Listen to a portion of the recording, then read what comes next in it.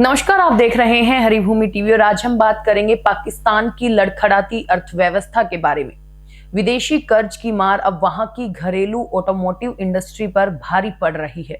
देश की माली हालत, डॉलर की तंगी और आईएमएफ की सख्त शर्तों के दबाव के बीच पाकिस्तान सरकार ने एक ऐसा फैसला लिया है जिसने कार मैन्युफैक्चरर्स और ऑटो पार्ट्स मेकर्स की नींव हिला दी है। हाल ही में इकोनॉमिक कोऑर्डिनेशन कमेटी की बैठक में पुरानी यानी सेकेंड हैंड गाड़ियों के आयात को मंजूरी दे दी गई है।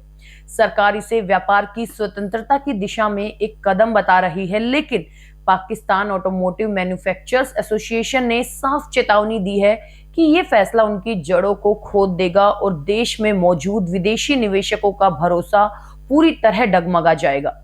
पीएएमए ने आशंका जताई है कि यामाहा के बाद कुछ अन्य दिग्गज कंपनियां भी पाकिस्तान का बाजार छोड़कर जा सकती हैं। ये निर्णय पाकिस्तान के लिए आईएमएफ से मिलने वाले 7 अरब डॉलर के लोन प्रोग्राम से ठीक पहले लिया गया। आईएमएफ ने अपनी शर्तों के तहत पाकिस्तान से व्यापार को खोलने और यूज्ड गाड़ियों के आयात पर लगी रोक हटाने की मांग की थी।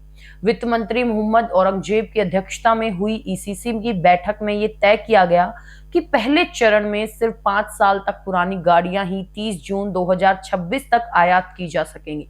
इन पर शुरुआत में 40% रेगुलेटरी ड्यूटी लगाई जाएगी, जिसे हर साल 10-10 पॉइंट घटाकर 2029 से 30 तक खत्म कर दिया जाएगा।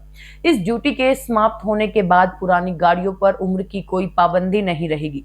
विश्लेषकों का मानना है कि टैरिफ में इस वार्षिक कमी के कारण मिड एंड कारों का आयात भी तेजी से बढ़ेगा, जिससे लोकल इंडस्ट्री के लिए सीधी चुनौती खड़ी होगी। पाकिस्तान में मौजूद टोयोटा, होंडा, सुजुकी, हुंडई और किया जैसे बड़े ब्रांड्स ने इस फैसले पर गहरी चिंता जताई। पीएएमए के डायरेक्टर जनरल अब्दुल वहीद खान ने साफ कहा कि 40% अतिरिक्त टैरिफ लगाने के बावजूद भी मार्केट पुरानी यानी यूज्ड कारों से भर जाएगा और लोकल मैन्युफैक्चरिंग तबाह हो जाएगी। उन्होंने कहा कि एक गाड़ी का आयात सीधे सीधे प्रोडक्शन लाइन पर एक गाड़ी के नुकसान के बराबर है। इससे भी बड़ा संकट ऑटो पार्ट्स इंडस्ट्री पर मंडरा रहा है। Pakistan automobile parts and accessories manufacturers ने चेतावनी दी कि यूज्ड कारों का आयात बढ़ने से लगभग 1200 लोकल कंपनियां बंद होने के कगार पर पहुंच जाएंगी। ये कंपनियां स्टील, प्लास्टिक, रबर और एल्यूमिनियम जैसे पार्ट्स सप्लाई करती हैं। पीएएम का अनुमान है कि इस फैसले से 18 लाख से ज्यादा लोगों की रोजी रोटी पर सीधा असर पड़ेगा। ये स्थिति पाकिस्तान की अर्थव्यवस्था और विदेशी निवेश के लिए गंभीर संकेत है।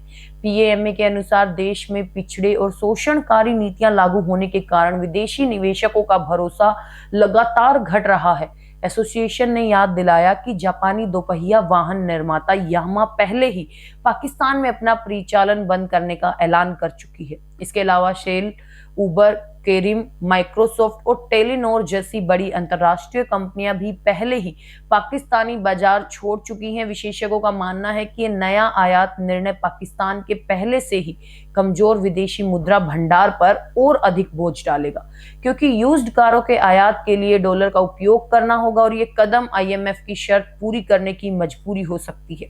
लेकिन इसने स्पष्ट कर दिया है कि पाकिस्तान सरकार अपनी लोकल इंडस्ट्री को बचाए रखने के बजाय अंतरराष्ट्रीय दबाव को प्राथमिकता दे रही है, जिससे देश में बड़ा आर्थिक और रोजगार संकट पैदा होने की आशंका है।